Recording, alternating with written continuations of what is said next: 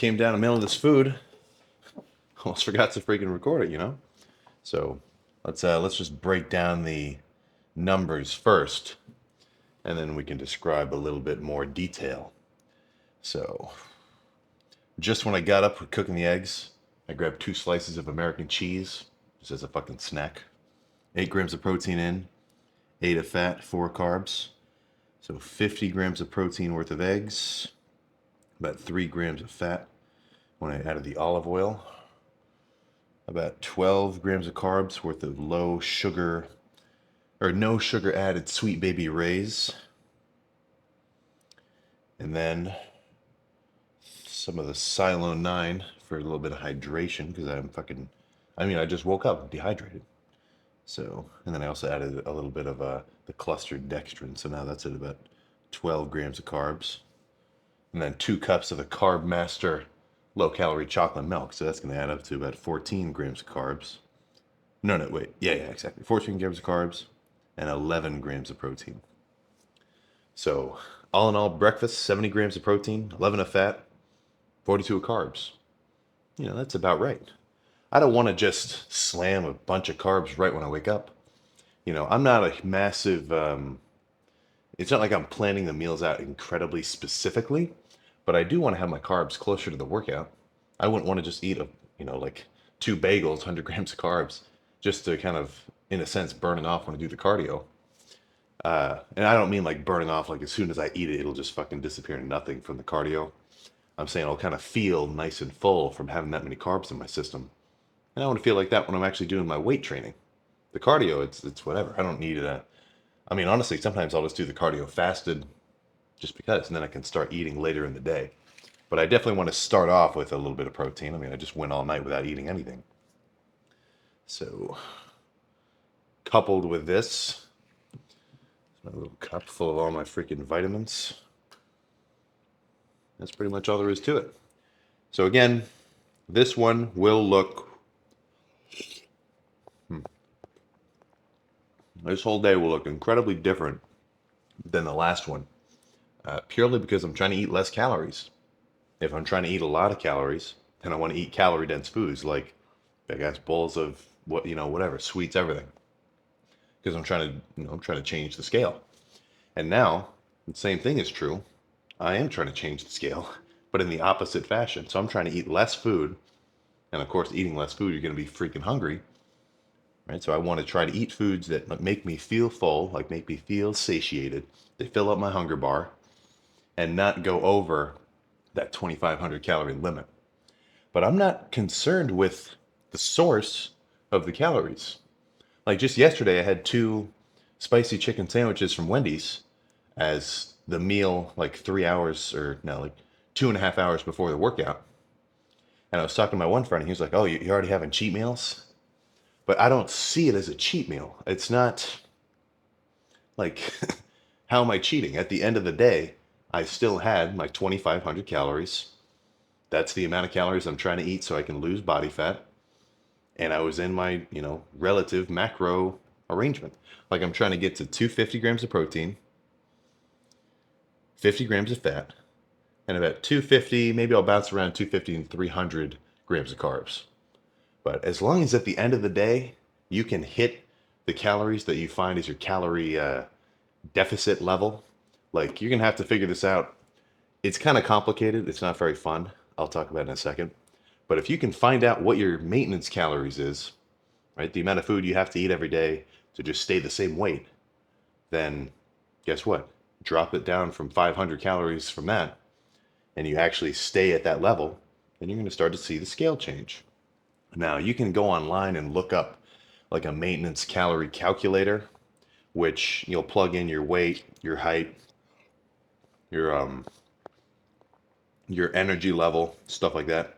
And it'll pump out a number like, oh, your maintenance calories as a 5'11", 180-pound 18-year-old is this. But that's not totally accurate. That doesn't account for everything going on in your body. But that can be a good a good starting point. But really the best way to figure it out is just by taking like 2 weeks, eating as much food as you're hungry for, and weighing yourself every day. But I'm not just saying eat all your food, you have to track it as well. Because let's say you've been the same weight for 2 weeks straight. If you tracked all the food that you ate over those 2 weeks, and if you were the same weight in the beginning and the same weight at the end, then if you average out that amount of calories, that's your maintenance. But of course, that's no fun because then you have to weigh yourself every morning and track all your calories. I was just telling somebody at the gym who was talking about how he wanted to bulk up, and he said, "Well, I'm hitting my protein, my gram of protein per day, and then I'm just kind of eating whatever." And I was like, "All right, well, that's all fine and good, but if you actually want to gain weight, you've got to start tracking the macros and making sure that you're eating consistently at a level that's above your uh, your maintenance calories. It's not that's all there is to it. Whenever I plateau in a bulk, it's just because I'm not eating enough food, and then vice versa. If I'm not losing weight, it's because I'm eating too much food. I'm inclined to believe my scale was kind of wonky these last couple of days because it was like 238 at the heaviest day. That was coupled with raising the calories for a few days. But then this morning was 233, which I think is closer to about what I'm looking for. So by the end of this, and maybe a month and a half ish, I'll probably be maybe 230, maybe upper 220s. And then, I mean, I'm already starting to feel hungry. I'm, I'm already itching to start the bulk again. But I kind of need this time as the resensitization period. Plus, who doesn't want to get lean once in a while? So I'm going to go do my cardio after I finish all this. And then I got to drive to the grocery store. I'm not going to do a recording myself in the grocery at Kroger with the cart with the camera in the cart. That's kind of fucked.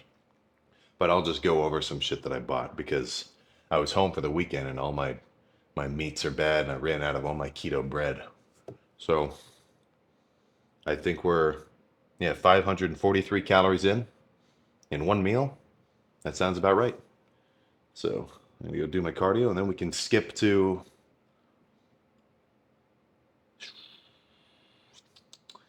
What do you think? What do you think? Should I do the post cardio pose down? Or should we just skip to the next meal plus the food I got at the grocery store? You decide. And then in 3 seconds, you'll see if you're right.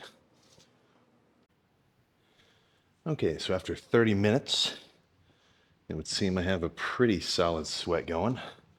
The machine, the cardio machine said that I burned about 300 calories, which, I mean, whether or not that's right across all different bike machines, it's close enough. I mean, I get sweaty at the same time and I get the same amount of sort of like perceived, what's the word?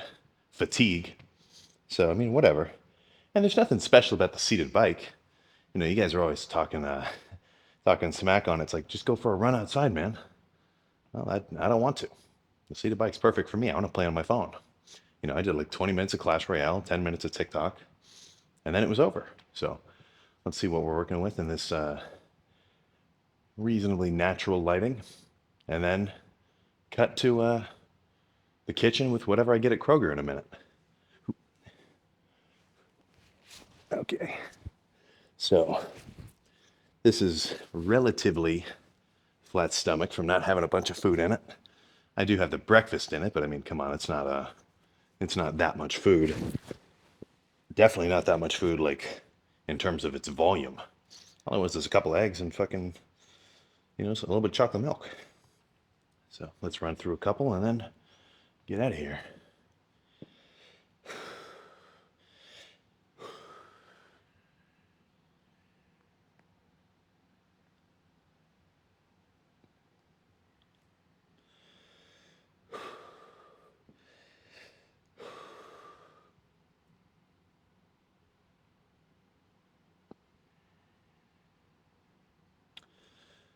Whew.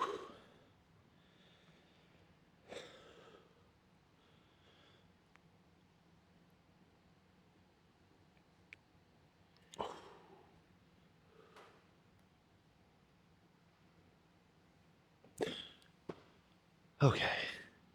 What else is there? Side chest?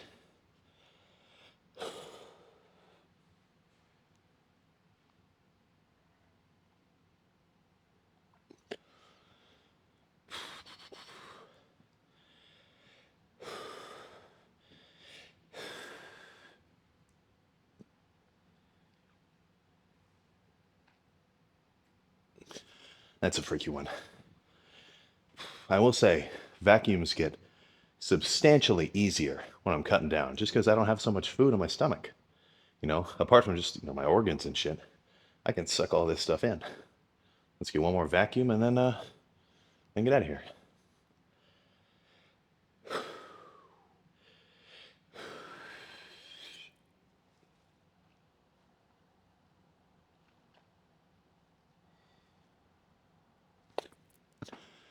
Okay. Best practice for if you do your cardio, bring a new shirt.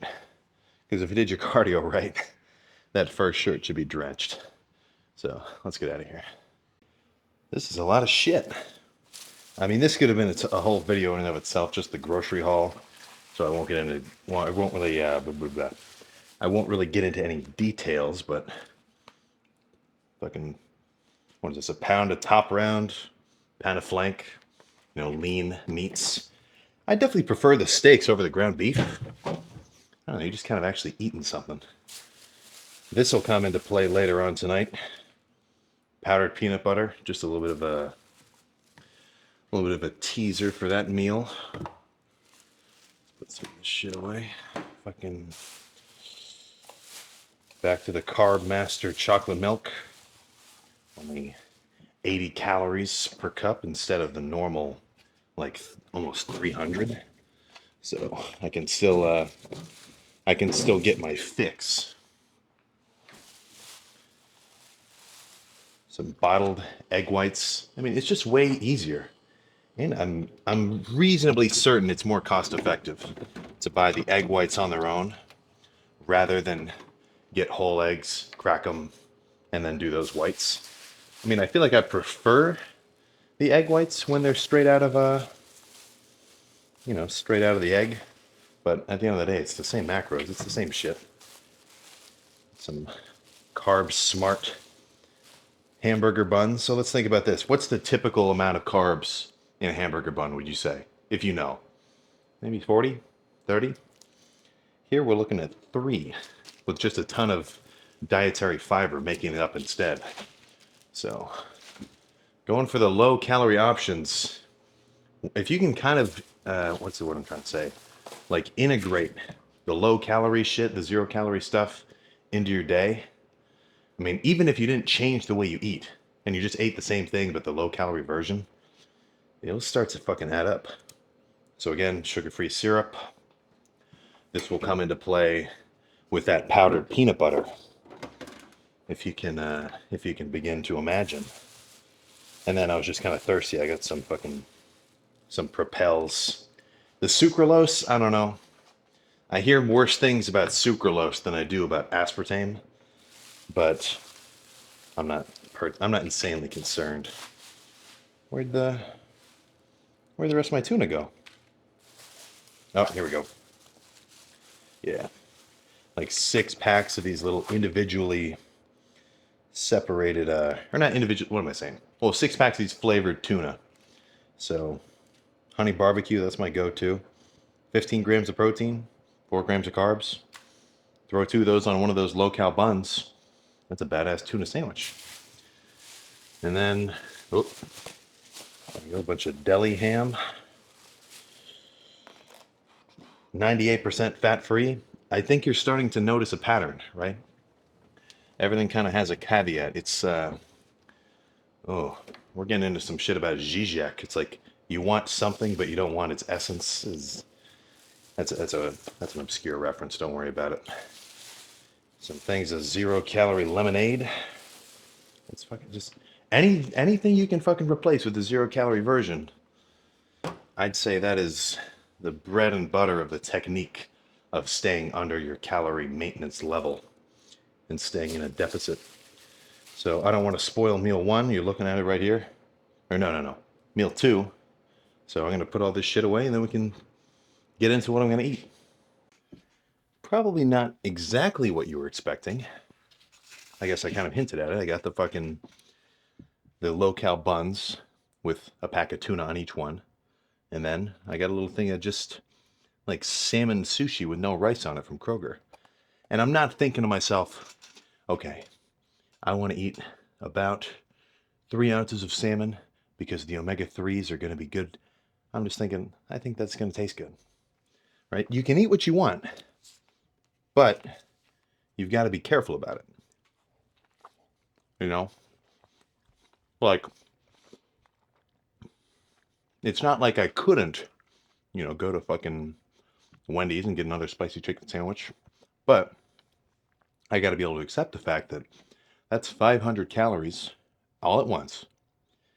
And it honestly might not make me feel that full for that long. Eating, in terms of maintaining a baseline level of, let's just say satiation, right? Like being full. I would not want to start off the day with like 100 grams of carbs worth of like, Cinnamon Toast Crunch. Because then I'm going to have a big blood sugar spike. And once it crashes, I'm going to be hungry again. I'm not concerned with that on a bulk. I'm trying to eat a ton of food. But if I'm cutting down, I don't want to have too many crazy, like blood sugar fluctuations from eating like a bunch of sweets at once.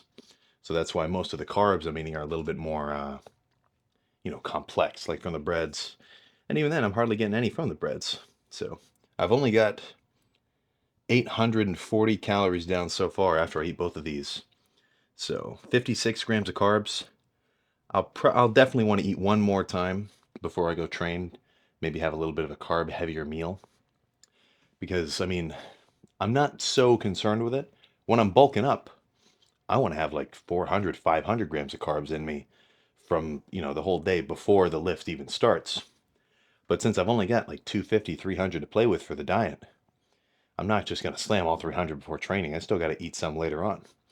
So the timing isn't so crazy important in the sense of like having a ton of food beforehand. Really what I'm focusing on is having an even spread of my food throughout the day.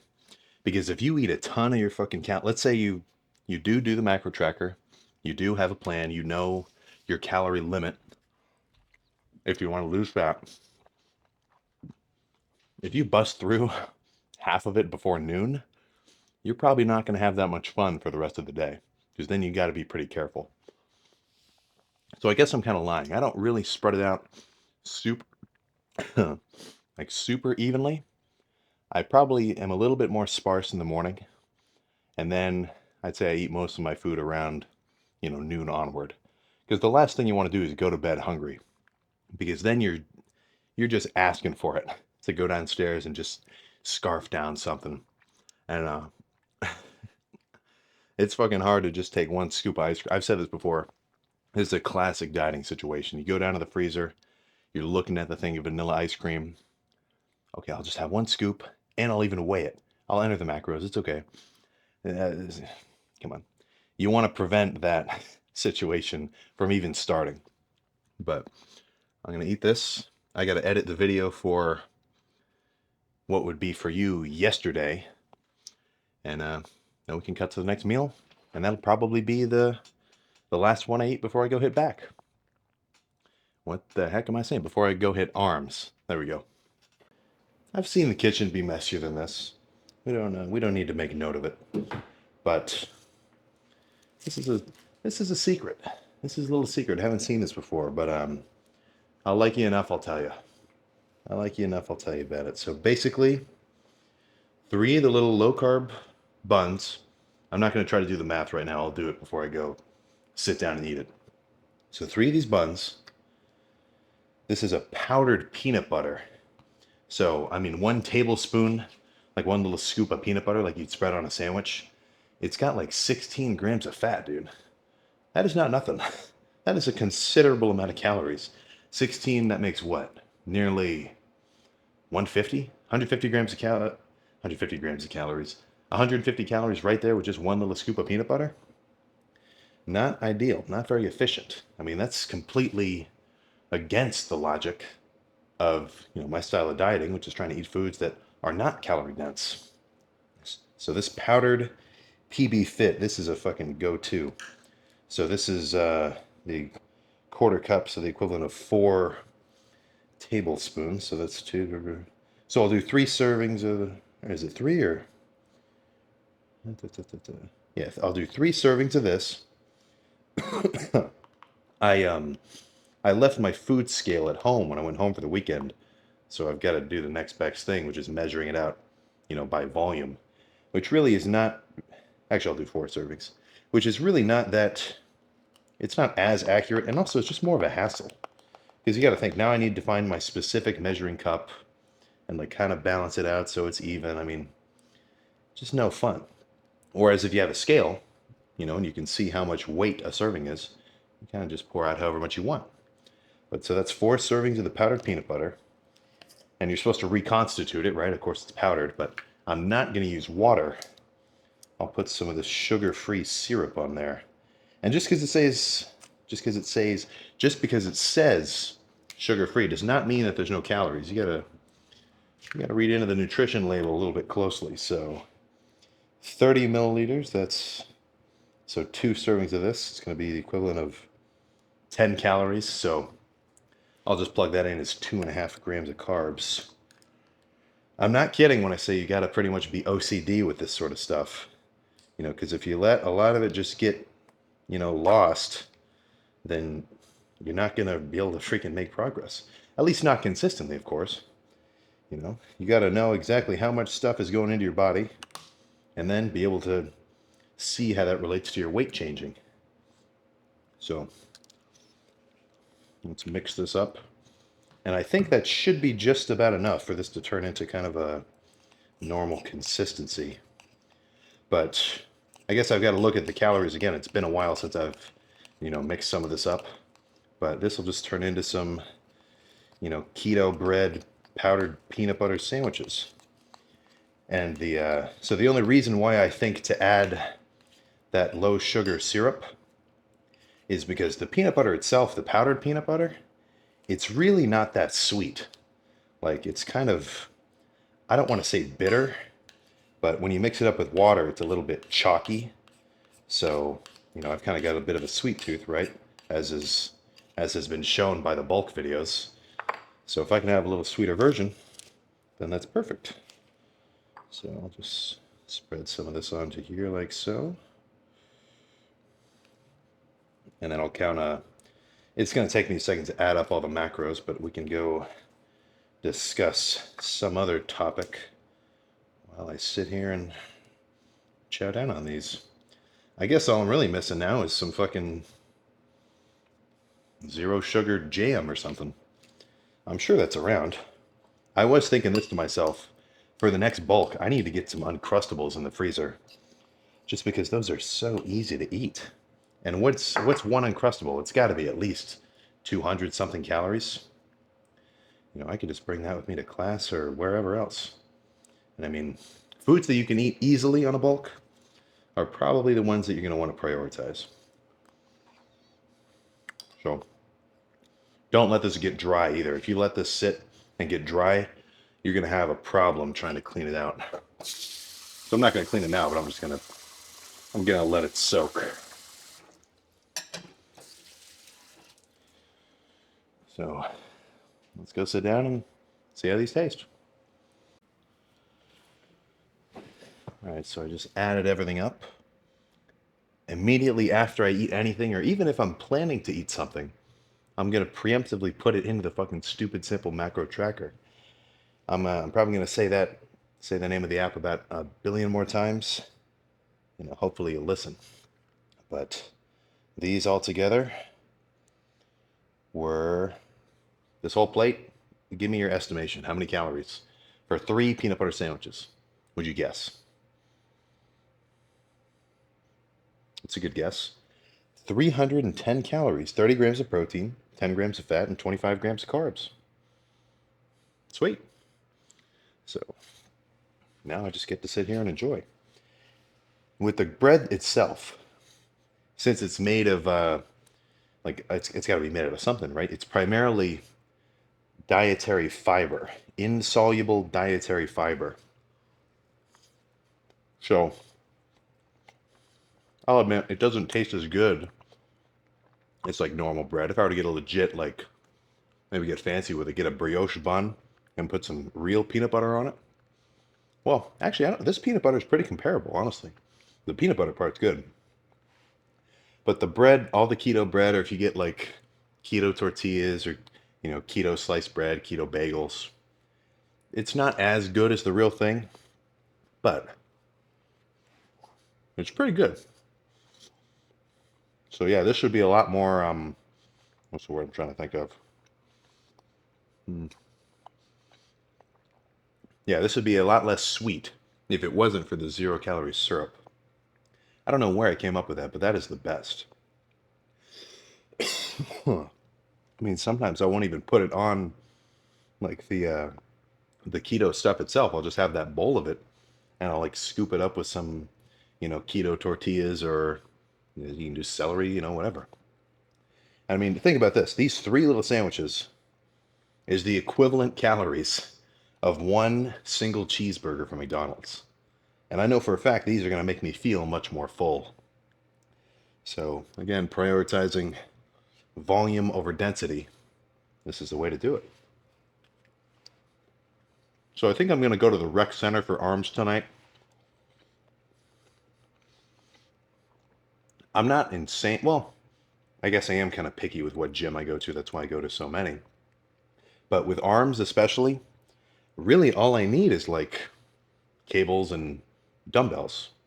Pretty much any gym has that. I mean, Planet Fitness is perfect for arms. Cables for push downs, and then dumbbells for curls. And they've got a couple of good preacher machines too. I have a little bit of an on-off relationship with that one tricep extension where it looks like a preacher, but then you push like this. And that's the only one I'm a little finicky about. But, if you've got access to basic stuff, you can go fucking hard. I mean, I've had crazy chest days and crazy back days in the basement gym. I guess you got a glimpse of that in the last video. And I mean, all I was doing was like incline barbell bench, and then some, dumbbell flies with the dumbbells I have, and then like hex press, stuff like that. If you want to have a good workout, you can do it without relying on really specialty equipment. I guess I'm a little bit hypocritical about that because I'm always complaining that I want to use like a really fancy overhead tricep machine to get a lot more stretch on the long head. But, you know, you can make do. I've said this before. A good craftsman doesn't blame his tools. So, I'm going to sit here on TikTok for a few minutes, finish this off, and then I'd say in maybe, this isn't a big meal. I don't mind eating pretty close to the lift. I would, like, if I'm bulking, I would not want to eat like a full bulked meal and then lifts like right then. I want to wait probably at least an hour for everything to settle. But when I'm cutting down, since I'm not eating so much food, my stomach really doesn't get upset. So I'm thinking maybe 30 minutes-ish, get the pre set up, and then we can go hit arms. Oh. All right, so let's mix up the pre. So watermelon candy bloodshot. I won't lie, I feel like I was approaching the danger zone when I cut this little water bottle into a makeshift funnel, but I don't know what I did with the one I like. So this will work, well, it'll work perfectly. Honestly, I almost like this one more than the dedicated one I had before. This one actually seems to have a wider mouth. But one serving of the stem-free bloodshot. But of course, I'm not a stem-free guy, so where's the... fuck. The watermelon candy blood hostilities at home. So watermelon and grape. It's both fruity. Good mix. So I mean, let's be real. If they're both fruit flavored, how weird can it be? So looks like there we get the pre-mixed stuff. I kind of want to, like, there's still powder in here. Maybe I'm just being OCD, but I kind of want to get it all actually in. I'm sure, the little bits that didn't actually make it won't change much. But why leave it up to chance? So the intro workout drink in the jug is just this zero sugar lemonade. Really, I just kind of want something sweet to drink with no calories.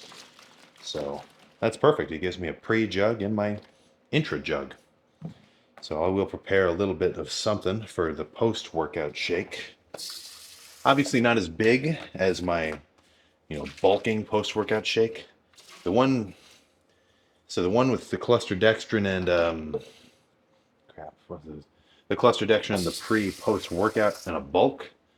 I mean, that's a 600 calorie shake just slammed instantly. Not even like as the post workout meal. Like I go home and eat something too. But on the cut, I still, post workout, I still want some easily digestible carbs, and I still want some, protein powder with some digestive enzymes. I mean, it really couldn't hurt you. But I also pack some food too. We'll get into that a little later. So I'm not going to count these macros right now. I'll talk about it when I actually, eat it after the lift. Fine, I'll just whatever. So that I'll bring it up again, but that's 25 grams of the cluster dextrin, so the equivalent of 25 grams of carbs, and then 1 scoop of the cookies and cream ISO H1. Very nice. I better add some ice into this too. I always regret not adding ice. The jug is cold because this was in the fridge before, so it's good. But a shake with ice. I don't want to say the word. I don't want to be crazy and say game changer, but at the same time, I sort of do. Ooh, it's actually pretty good. I wish I had a blender right now, or not a blender. What am I thinking of? Like a NutriBullet, because you can do, with 2 scoops of protein in there, whatever, with the water. I've never really been a big fan of mixing it with milk. But if you throw that with a bunch of ice into a NutriBullet and blend it up into more of like it just kind of ends up being like a smoothie. It's much better. That's what I got to get. By the time I do another full day of eating, we'll have a little NutriBullet in here. Oh, that reminds me of a little dieting hack too. I'm not going to get into it today, but I'll save that for later. So there we go. Yeah, let's line them up. Post-workout, intra-workout, pre-workout. So let's slam this and then get in the car and get over there. Talk about what we plan to do for arms. All right, the mics are on, the camera's on. In terms of the gym, it's on. Let's go get arms done. I'm going to take a little bit of a roundabout way to get there because the gym is literally 2 blocks away from my house, so no point to have like a 30-second car talk. But basic plan for arms is triceps first and then biceps. Now to get a little bit more detailed, I think triceps is going to be a lot of push downs, maybe some skull crushers, light. Actually, no, fuck it, no skull crushers, unless I feel like it. Kind of a contradictory statement there, but whatever. So, but yeah, probably mainly push downs and maybe some lighter single arm extensions where you just like grab onto the handle itself, like that little plastic ball, and do like some one arm stuff. That always gives me a pretty good squeeze. And then that'll pretty much be it for triceps. I'm sure at the end of that they'll be fully pumped.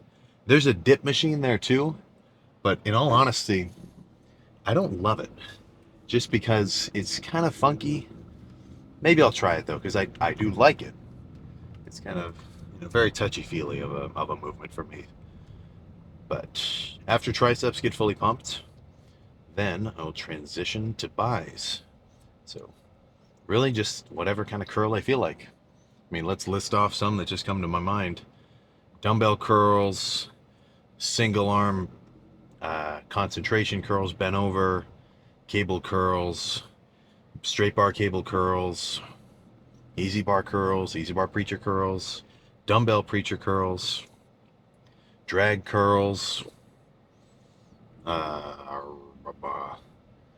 whatever. You get the idea. There's all sorts of fucking curls. And for the most part, as long as your palm is up-ish for most of it, you're hitting your bicep pretty well. You know, notice how I did not say hammer curls, right? Now that's because I feel like hammer curls are a bit too forearm biased. And if I want bigger forearms, I'll just hit my forearms directly. Okay, this is quite the intersection. But, yeah, maybe actually, you know, fuck it. Maybe I'll throw forearms in at the end of this too. I need to throw forearms into the routine anyway. So this will be full day of eating, arms, and forearms. This will be a nice long one. I was gonna record the grocery trip, but it was yeah, no. This will be enough. So after, oh yeah, and only 8 sets of tries and buys this time. I'm trying to lower my volume because I've been doing 11, but I want to see how less feels, because I know it's well, I'm just saying this to me. It's a hard concept to get to freaking wrap my head around, but I'm starting to think in the context of your volume, less and intense is better than more. Because on like a kind of a big scale, I definitely believe that. Because I used to do 25 sets per body part, and then I dropped it to 11. And at the time, I mean, it felt kind of weird because I was thinking like, okay, I made decent gains on 25 sets. And I mean total working sets for one muscle group in the lift. So if I did 5 different kinds of curls for biceps, I would do 5 sets of each, adding up to 25. If you didn't really catch how that added up. But when I dropped it from that to 11, it felt like a big drop. But I definitely think I made more gains on 11 than 25. So I guess I'm just in the same situation again. Now I can see how 8 feels. Now it's not going to change the way I look because I'm, you know, in a dieting phase right now. So I'm not going to build any new muscle. What's really going to put this different style to the test is when I start the bulk. When I start the bulk, I think I'm going to take the volume drop even further and see just how little I can get away with in the sense of volume.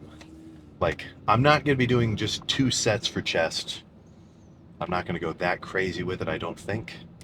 But, you know, if I'm fully pumped at 6 sets, I'll call it. So we'll see how that ends up over there. And that'll have tangible effects because, you know, we'll get to see the weight gain progress. Right now we're seeing weight loss progress, but that's not so much to do with the lifting. That's more so to do with, you know, the amount of calories I'm eating, the diet. So let's just pull in and get started. They're doing beach volleyball over there. That's kind of cool. Whoa! Totally just fucked up my tire. Not that bad though. Let's get out of here.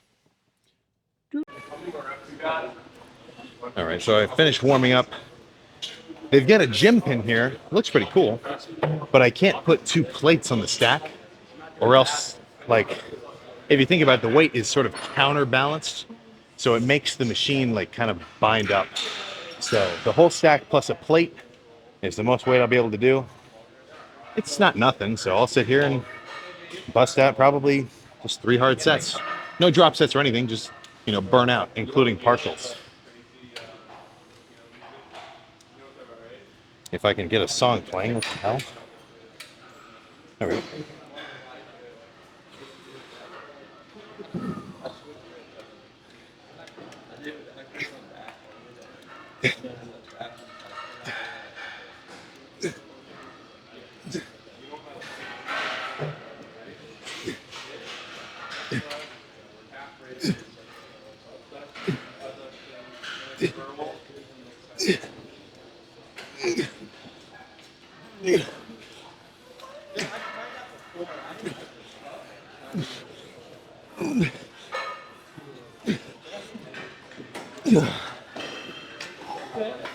Okay. Yeah, 2 more of that.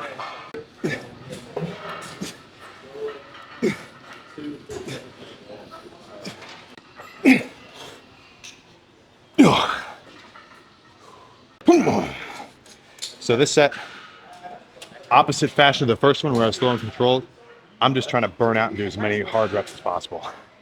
More of a throw the weight around style.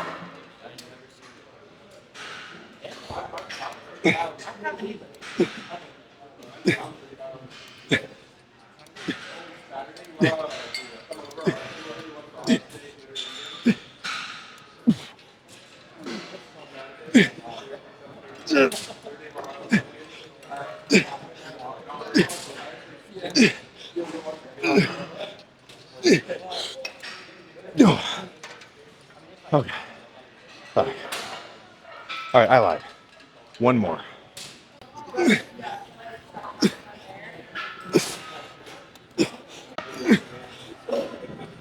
Okay.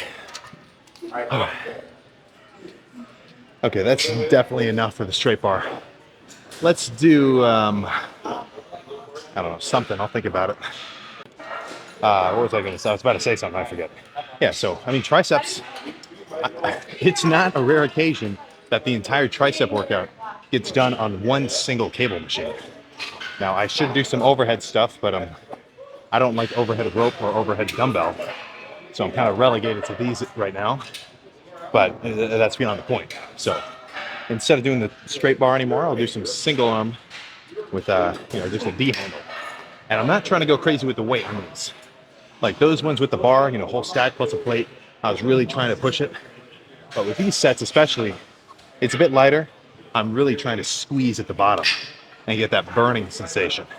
But I think, honestly, I might even just do one of these, then change it up. I've only got 4 more sets left. But let's see how the first one feels.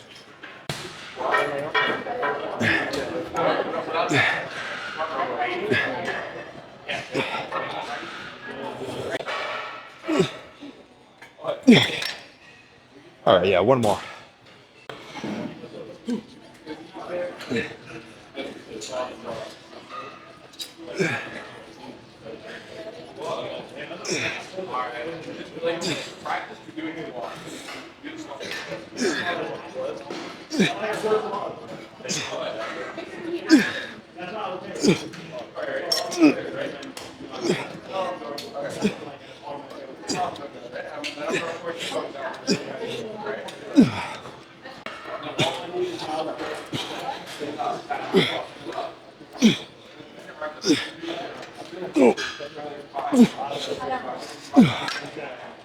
All right. I'm gonna go try out that dip machine now that I think about it. I think just one will be fine. Just freaking one. Yeah, there we go.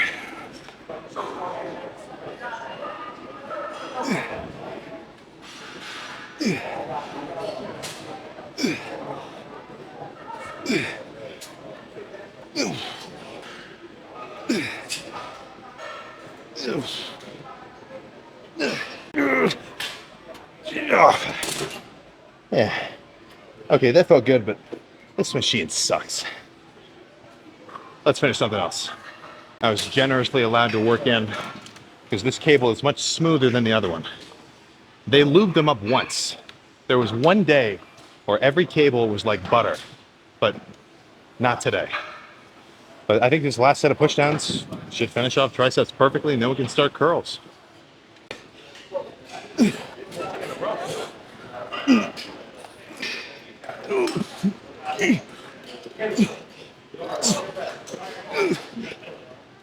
Okay. Yeah, that's enough.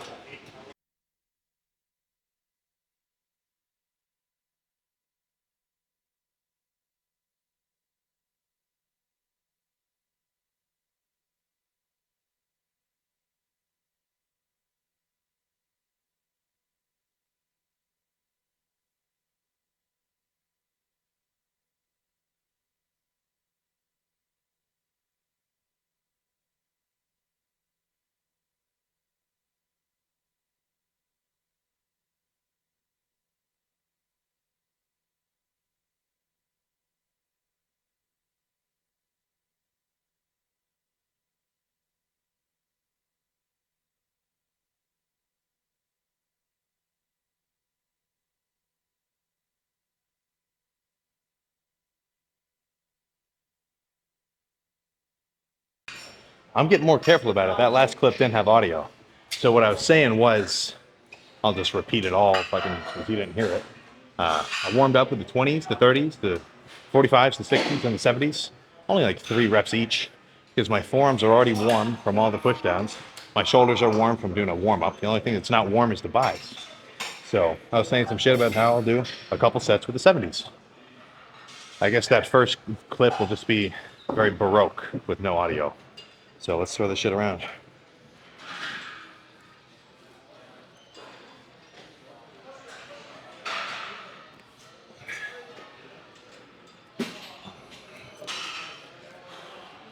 All right.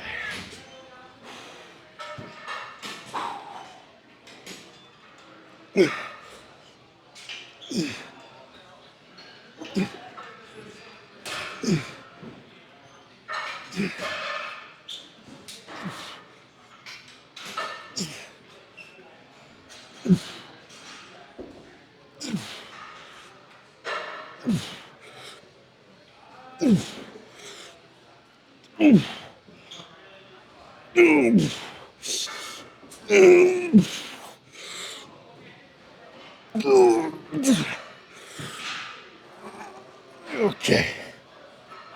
Oh my God. Oh. All right.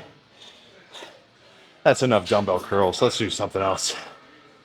All right, so I was gonna do those straight bar cable curls again, but I did a feeler rep and it was kind of wrenching my, not my forearm, kind of like my inner elbow just a little bit. Not to the point where I think I'm hurt, but to the point where I don't want to do a movement that kind of has a little pinch to it. So instead of doing the standing double arm with a straight bar, I'll do these sort of inclined seated curls. Now, I'm not doing like a behind the back thing. Really, the seat's just sort of for comfortability and stability. But, I'll start with the right arm first, the weaker bicep, go to failure, and do the same thing on the other side. This is definitely a more heavy, throw the weight around kind of set for me. And afterwards, I think some preachers will do me very nicely.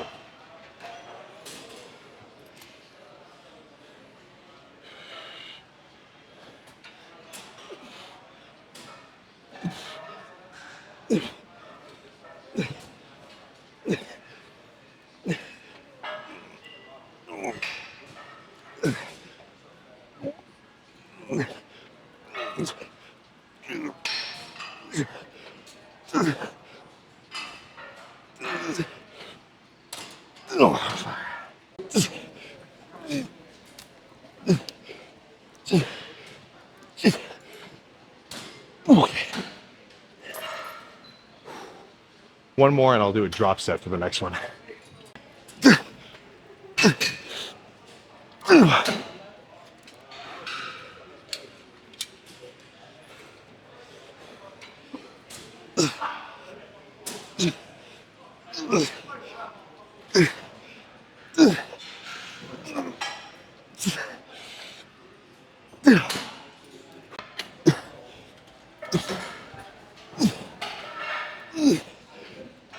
Okay. So that left arm could have gone a little more, but I don't want to exceed the right one, the weaker one. Let's do some preachers. Okay, the preacher benches that I want are taken. Should I cry about it? No. No, I should not. I'll just do a different movement. And actually, it kind of inspired me to do something that I haven't done for a while and that I like. So it'll be these, just normal alternating dumbbell curls. But instead of just doing, 1 rep, whatever, go up halfway, pause it, and then finish off. Definitely in the category of intentionally performed reps, focusing on the squeeze. But one of these will be good, maybe 2. Maybe I'll finish with it if it feels that good. I'll have to find out.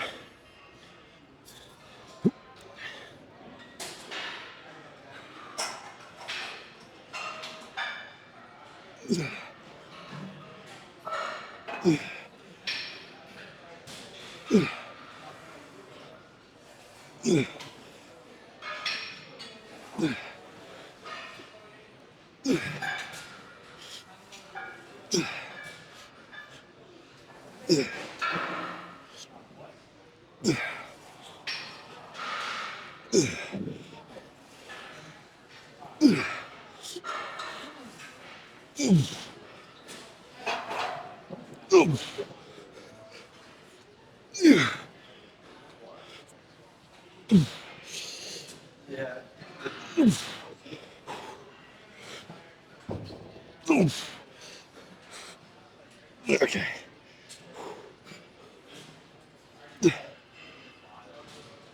Okay.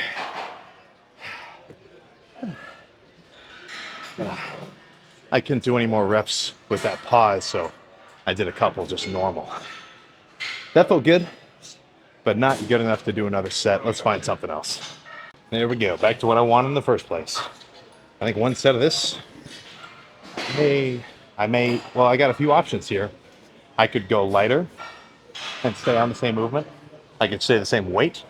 I don't foresee going any heavier than this. I did one feeler rep. I know this is good. Or I could just fucking do one set and then move on to something else.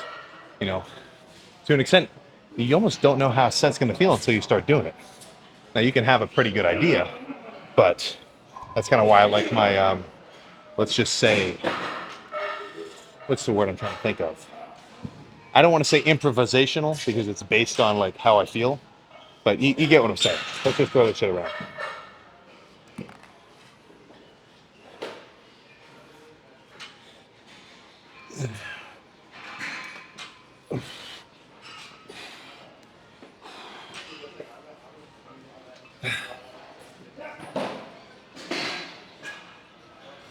Yeah.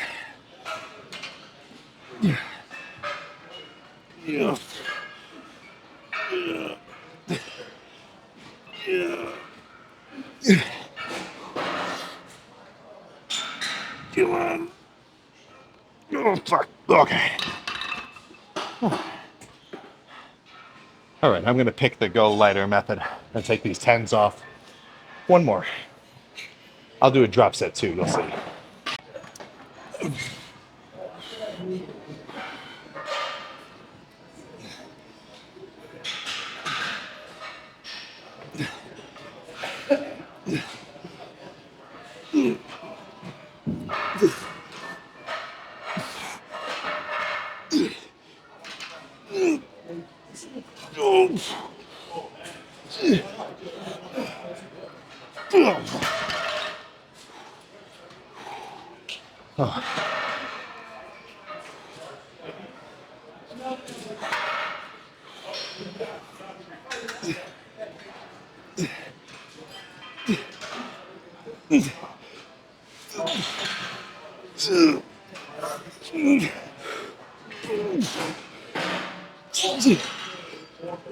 Okay.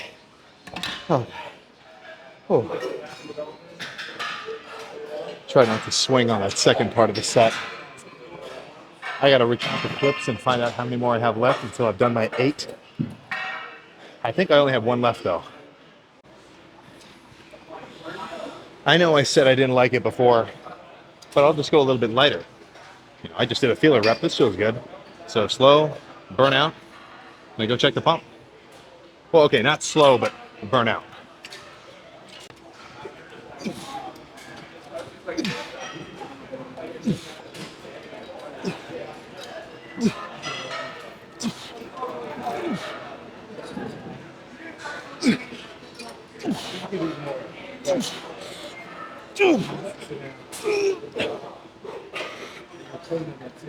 Okay, that's enough.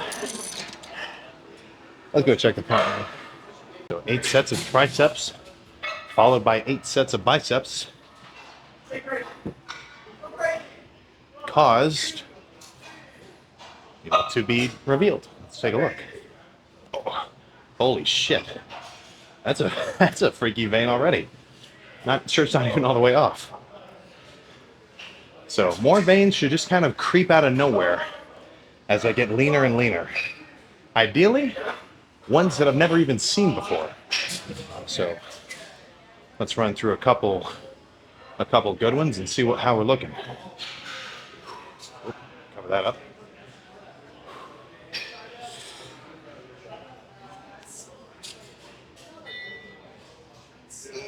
Oh my God.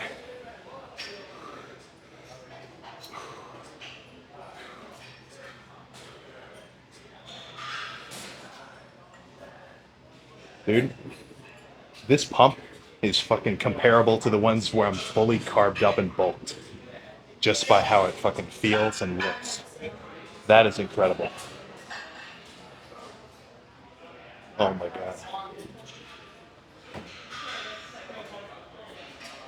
Oh.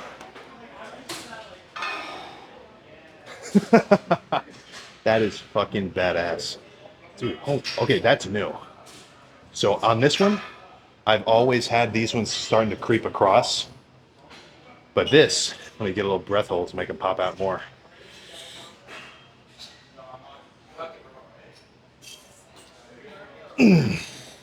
Holy shit. That is fucking killer. Oh my god. Maybe 8 sets is the way to go. I tell you what, Jesus. I don't even have a topic to discuss right now. I'm just trying to enjoy the pump. Okay, let's run through a few more and then we can get out of here. Well, actually not get out of here, but just go eat the post-workout meal.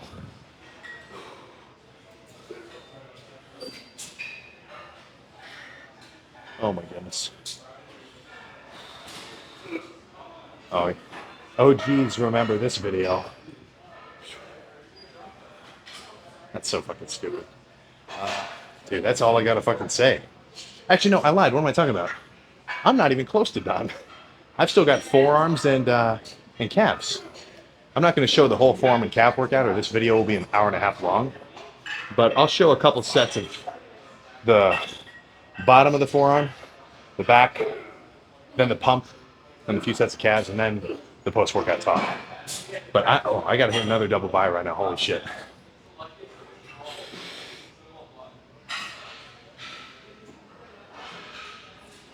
Oh my god.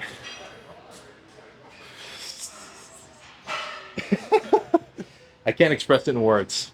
Let's go do the rest of the workout. Jesus. So I'll be honest with you. I'll be real with you. The main course obviously was arms, but now it's time for the side dishes. Forearms. Now, I mean, I don't need a crazy amount of forearm work. They've clearly got some beef to them. But in a cut, I do like to do them. Well, I like to do everything on a cut, right? That's why I throw shoulders in too after chest. So these are the two basic movements, if I were to say, that built my forearms as a beginner. I mean, just from lifting, they're going to get worked. But early on, it was sitting here with a heavy one, hanging off a bench, curls like this. Then you grab a lighter one hanging off your leg like this, and you just burn out. Now, when you're doing it this way, there's a lot of muscle in here. You can load a lot of weight. Like, don't be afraid to grab a 40, a 30, whatever, like something actually heavy and really burn out. Right? Your forearms are fucking strong, man. You can hold on to, if you're deadlifting, you're holding on to 405 with just your bare hands. But the back of your forearm, which is making your fingers extend like that, it's not a muscle that needs a lot of like strength. So just the 15s, burn it out. Should add a little bit of mass to the back. So, I mean, I'm going to sit here for 8 sets. I'm not going to record them all. I'll probably walk around and talk in between, but just as a little bit of a, what's the word I'm trying to think of? Whatever. You get it.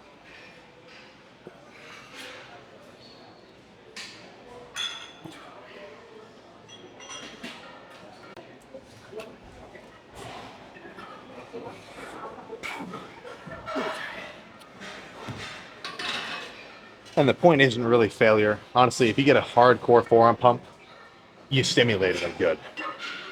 I'm really going for that burning sensation.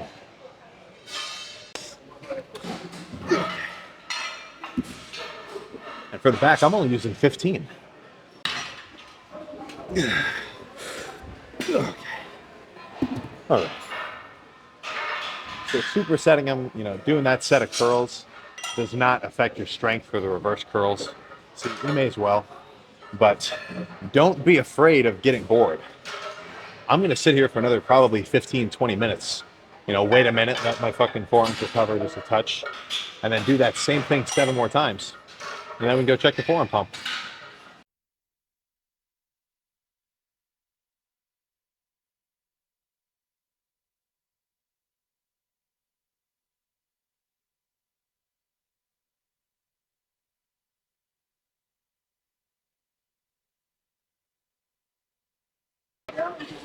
So calves is going to be very similar to forearms in that I'm just going to sit right fucking here for 8 sets.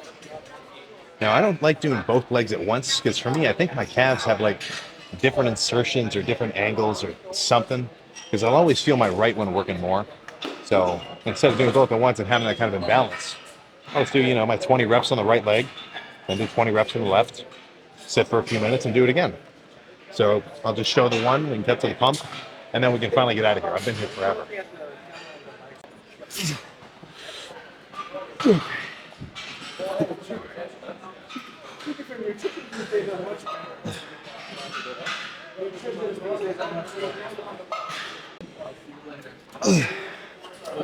Okay. All right. So I've been on a little bit of a slow and controlled kick for the calf raises, but sometimes I like kind of just pumping them out. As long as I finish the calf workout with a calf pump, I feel satisfied. So let's cut to the calf pump check, and then get in the car, and then get to whatever I eat after this. Let's get a real nice close up of the calves before we get out of here. What are we thinking? Have they got something going on? They feel fucking pumped, like they're kind of burning. Oh yeah. The leaner we get, the better. Let's get out of here. I forgot that I packed food because I wanted a little change of scenery. It's no fun if I'm just sitting in my kitchen every clip that I'm eating. So what got packed? Well, just like normal, 25 grams of cluster dextrin, 25 grams of the cookies and cream protein powder. Let's just get this out of the way.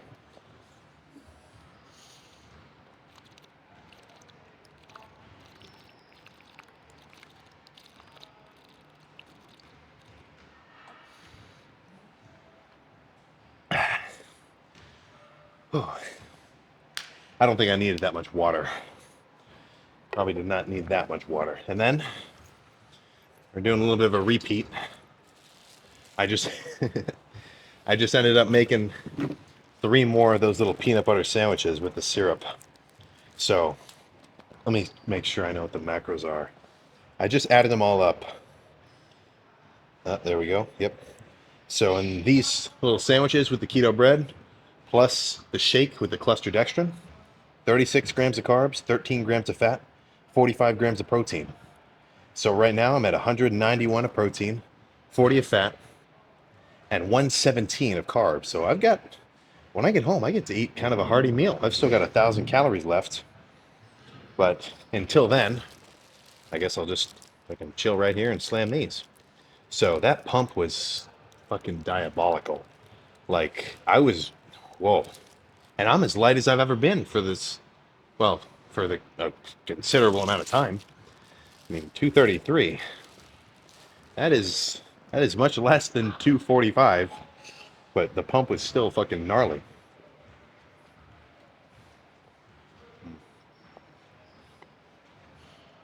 I'm sure I'll get tired of these eventually, but they're still hitting pretty hard.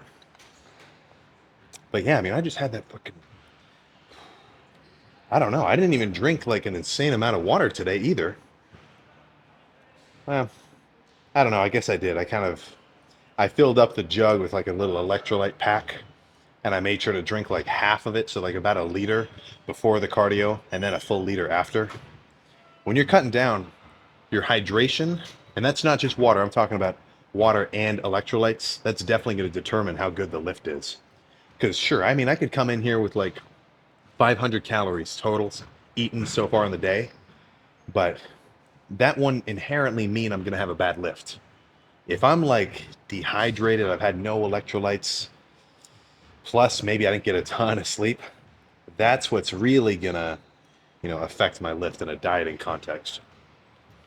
But, the food, I'm pretty much used to the 2,500 calories right now.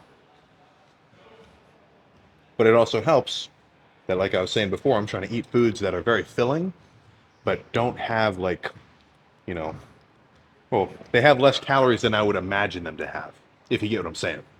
You know, I could eat the same little stack of sandwiches with peanut butter, with the normal style bread and the normal peanut butter, and it would be 1,000 calories.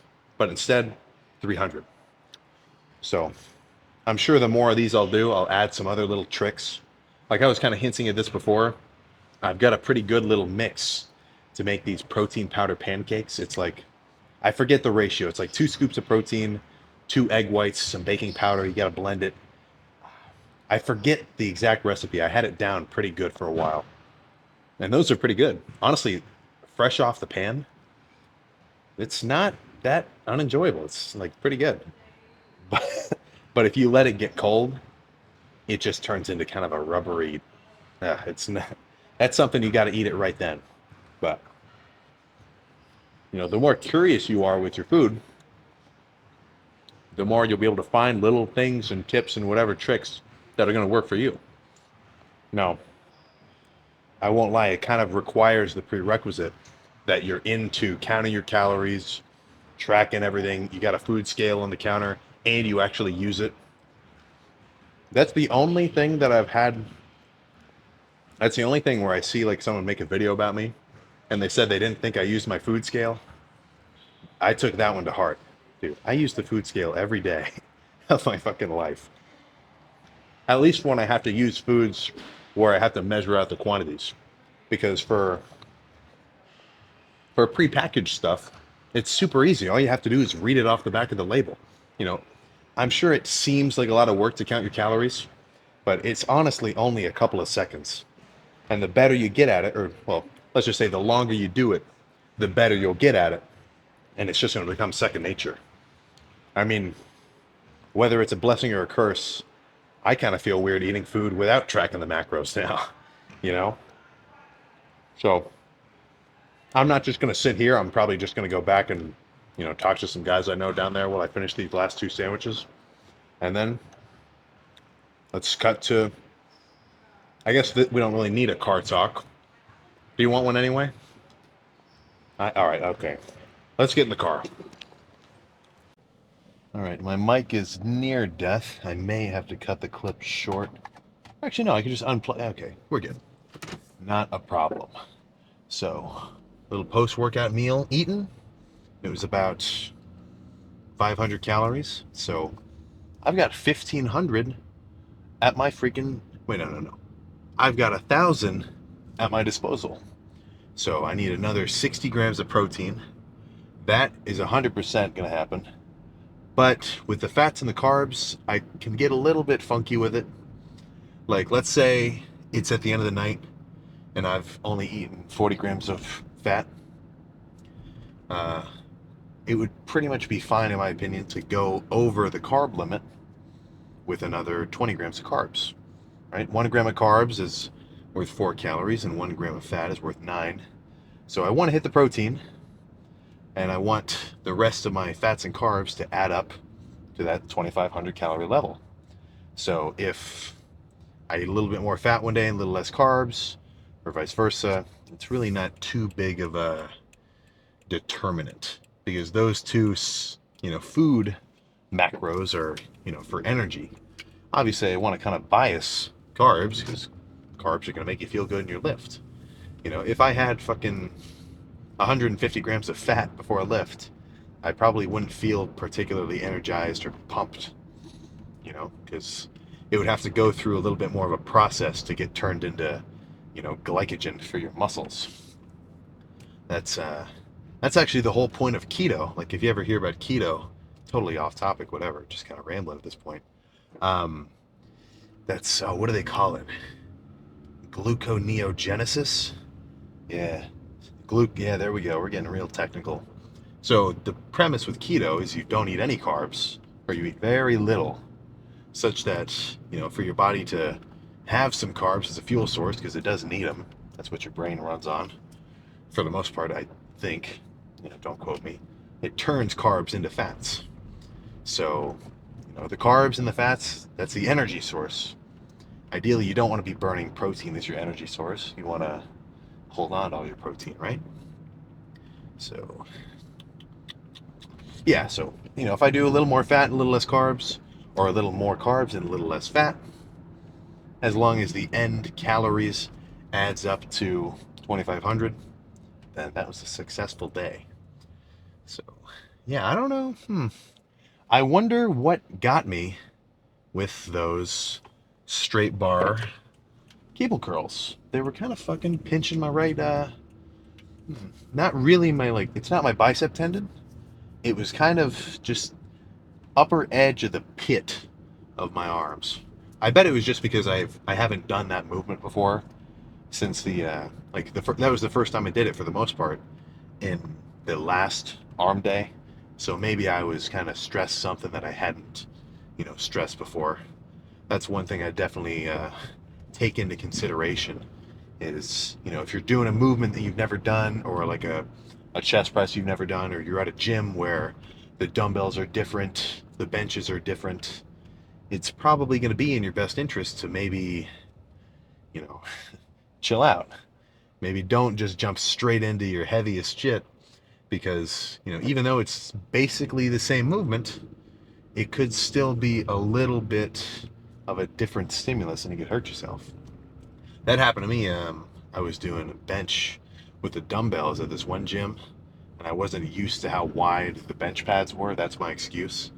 And something about it like tweaked my shoulder. Not a brutal tweaking, but slightly. There we go. Had to pull up the directions. I got a little bit turned around from my destination. But all in all, that was a fucking insane arm day. And, 3 sets less than I would have normally done. So I'm starting to think this lower volume intense workouts could be the ticket. I've kind of fucking sound like a broken record at this point saying this, but it's still true. I feel like a lot of people just do a ton of fluff work. Like, if I see a dude doing a set and he puts the weight down and I know he legitimately had 5 more reps, I don't understand it, man. Like, do you just not want it? If that's true, then whatever, dude. Do a set of RPE 3, but for the most part, I think going hard on all your sets, cutting or bulking or maintaining, whatever, it's only gonna have benefits. As long as you don't go so hard you fucking hurt yourself. But you definitely want to push it. Let's be honest. So I'm yeah, I'm relapsing right now. We're going to fucking Wendy's. I'm gonna pay for it tomorrow because my insides do not like it. But everything up here, the mouth, brain, everything, the Wendy's spicy chicken has a fucking hold on me. So this is gonna be about 25 grams of protein, 15 grams of fat, and about 50-ish grams of carbs. All within my fucking macros for the day, man. Tracking your calories is the method. I can fucking guarantee it. Hi, how can I help you? Hey, can I just get a spicy chicken sandwich? Anything else? That'll be it. Alrighty, it's gonna be $5.49 per serving. Thank you. Thanks. All right, so let's cut back to the crib, eat my little treat, and then we'll have one more little meal before bed, and we're done. Now that I'm thinking about it, that might not have been the best point when I was talking about how I weigh everything, because today's the first day I came back from my actual family's house for the weekend, and I forgot the kitchen scale at home, so I didn't weigh anything today. But I did measure it out. I just had to use a little bit more of a roundabout method. So I already plugged in the macros of the sandwich, but now I gotta throw in 2 cups of this Carb Master chocolate milk. And luckily my shaker has little increments. So maybe it'll be 10 or so milliliters off. It's close enough. So 2 cups of this adds up to, let's do some quick math here. It's 14 grams of carbs and 22 grams of protein. So with this, my protein's almost maxed out. I've only got like 12 left. Maybe I'll have a little more later. I guess you'll see. But I've still got 330 calories left. So if you're concerned about the sourcing of protein, because there was a considerable amount that just came from that, the peanut butter powder. I remember looking some stuff up about how like the protein in breads and the protein in peanuts sort of like combine. So when I was adding up all these macros, I just kind of count the bread proteins as negligible. So it's protein from bread. It's not a complete protein, but the bread plus the peanut butter, I think it kind of blends together. There's probably more research that could be done for me, but whatever. I think the protein is still doing a little something in the system, definitely enough to maintain the muscle I built.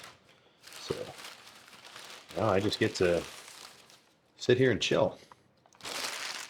With all the driving, this kind of turned into, well, it's kind of morphed from a full day of eating just to a full day of everything, like a day in the life. I don't really have anything to do today, though, so it's not really the most interesting day in the life. Almost.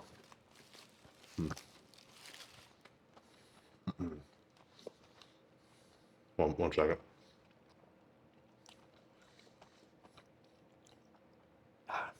I'm sure when I do another one of these soonish, I'll do it on a day where I actually go to class, and maybe I'll just like pack some stuff and sit in the study room, because I've definitely got more meals than this at my disposal when I think about what I want to eat on a cut.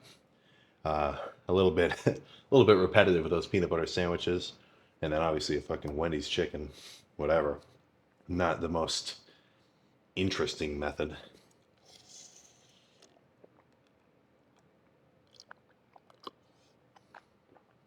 But I'm serious.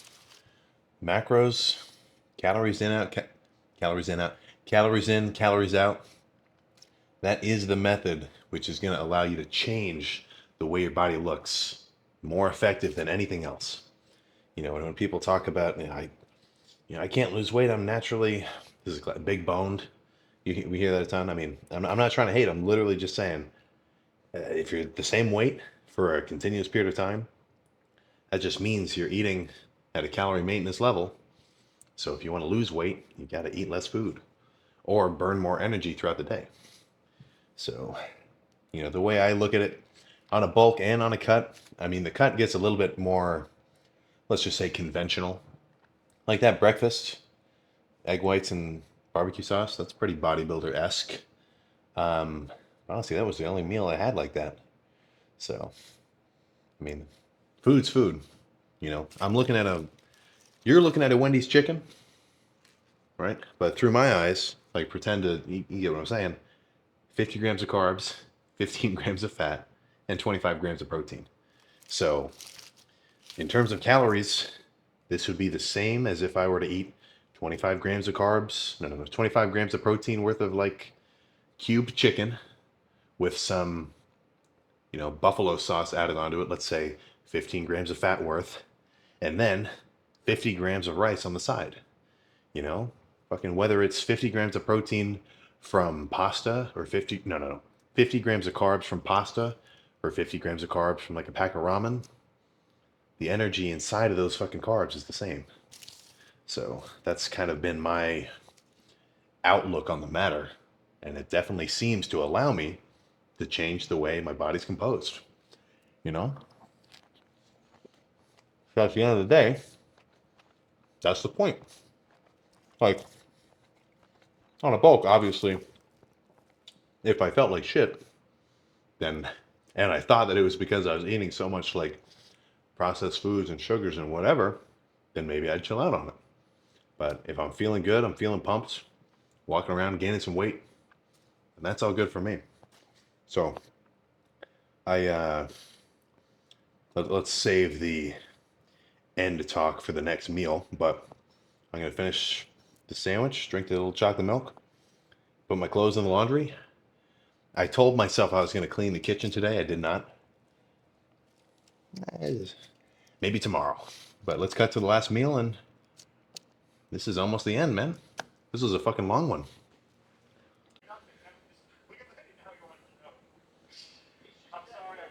I'll be real with you, some calories didn't get recorded. But you didn't really fucking miss anything.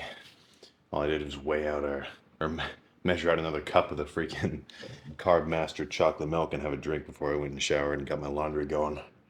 So, final meal. Let's just look over the freaking whole day's macros. But final meal, a pack of not just like the Maruchan kind of orange looking ramen. Like that's fine, I like it, but a little more pricey. A little more pricey. You gotta get the Nissan Rao. That's where it's at. But let's get a little more specific. It's not just a bowl of ramen. It's 7 grams of fat, 66 grams of carbs, 8 grams of protein. In all the time that I've been dieting and I've gotten pretty lean, I never really track. Like I track everything, but I don't track the protein from non-dedicated protein sources. Like, every time I eat those live, I'm looking at the name of it now, live carb smart bread, the keto bread, whatever. I mean, it's like it says 3 grams of protein, but I mean, come on, let's be real. You're not going to get yoked eating fucking bread protein, right? We need some meats, some dairy products, some fish, some eggs, things like that. So I'm not going to count the 8 grams from this. And then I plugged in the 7 grams of fat, but this thing comes with a fucking little oil packet. I don't care for it. It kind of has a weird taste. So even though I plugged in the 7, maybe that's all the 7 grams of fat right there. But total for the day, the finale, once I finish this bowl, 249 grams of protein, 62 grams of fat, and 254 grams of carbs. So I guess I went slightly over the goal of 2,500, 2,570. Fuck. Not really. Come on. As long as you're bouncing around right there, one day of a little over, it's not going to hurt you. Now, if you got one day where you're way over, like, I don't foresee it happening, but let's say I finish this bowl, I go to bed, and then I come back downstairs and I start just eating everything in sight. I eat for another 2,500 calories, cheat meal style. That's what I really call cheating on your diet, when you have that fucking kind of a binge day. Then, tomorrow, I'm probably going to fucking weigh an extra, 2 pounds, 3 pounds. Just because, all those calories I just ate are going to fill me back up. Because right now I'm in a very flat state. Like muscularly, my intramuscular glycogen, it's relatively depleted. So for me to have one day to like just eat, honestly, just whatever I want, all that day is really going to do is, fill up my glycogen stores. I'm not just going to turn all that food into fat. But then you have to get on track again. And for the next few days, you're going to gradually deplete those glycogen stores until you're back at your, low level where you're actually burning fat. So, one seriously bad day if you're trying to trim down every so often probably won't hurt you too bad. But when you have a couple days in a row, that's shit's going to start to add up. Then you're really just making the opposite of progress. You're regressing, right? You're putting more fat tissue onto your frame. So not only do you have to be diligent about tracking your macros, you got to stay on that calorie limit, at least such that the average calories that you had for the week is in your deficit level. Because let's think about this. I could do 2 days of 2,000 calories. But if I did, the next 2 days of like 6,000, then those 2 days didn't mean shit, because it all balances out to like, what does that balance out to? Like 4,500? I think we get the basic gist. Honestly, overall, I'm sure your impression of the diet is I'm eating and I'm just eating less. So there's tips and tricks to make it a bit easier to eat in a calorie deficit, like the little peanut butter sandwiches, the eggs with a sweet barbecue sauce on it with low sugar, no sugar added. I'm trying not to drink too many calories. The chocolate milk, I guess that's kind of a caveat, just because, I kind of feel full after I drink some of that chocolate milk. So it's not like I'm completely wasting away calories by drinking you know, like a Sprite or something. So that's all I got, man. I already took the vitamins. I'm gonna go to bed after this, 2570. The pump was insane. Those are pretty much my three main goals for the day on the cut. So that's perfect. So I'll sit here, mess with this, and then I'm not gonna record. Obviously, this is the end, but I'm thinking for breakfast, I got a top round steak. It's like, said 0.8 ounces. So probably if I cook up the whole thing, it'll be about, I think 70 grams of protein. I'll look it up and weigh it. I'm going to get a food scale tomorrow again too. But I think I'll make some little steak sandwiches where, you know, cook up the steak, whatever, salt, pepper, avocado oil so it doesn't smoke up. You get the deal. Cut it into kind of, you know, patty-ish shapes. Throw it onto those keto buns and a slap of American cheese. It's badass. That was my breakfast a couple days ago.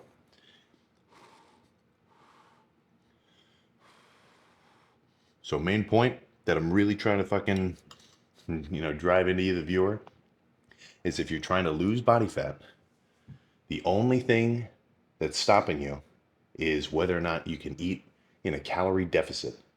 And I don't care what food you eat. You just have to be in a deficit to burn body fat. And if you want to gain weight, you have to eat in a surplus. Now, obviously, when you add, you know, bodybuilding, lifting, training, when you're dieting down, you're going to maintain some muscle. Well, not some muscle. You're going to maintain the muscle that you have on your frame. And when you're bulking up, you know, combining the lifting and the surplus, you should gain muscle. You'll gain a little bit of body fat. So when I look at that combination of circumstances, that's why doing like a big bulk and then a short cut just makes sense to me. You know, I've been plotting my weight for the last like, you know, 2 years or so since I've been bulking.